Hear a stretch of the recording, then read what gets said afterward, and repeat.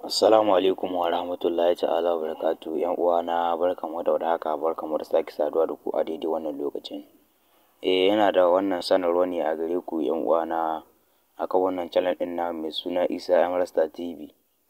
Wannan channel ɗin namu mun samu matsala ne da shi yasa kuka ga ganin ba mu saka muku kaya ba kamar farko ba insha Allah. Amma yanzu matsala ce muka samu, mun ta bincike dai mun gaza gano ta dai, amma dai mun ga kai gara mu buɗe wata dai sabuwar tasha dai.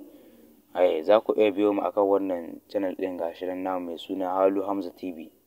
Halu Hamza insha Allah. Kenan ga wanda ba su riga suka yi subscribing ba su gaggauta su je su yi mana subscribing, ka rubuta Halu Hamza TV insha Allah za a baka su.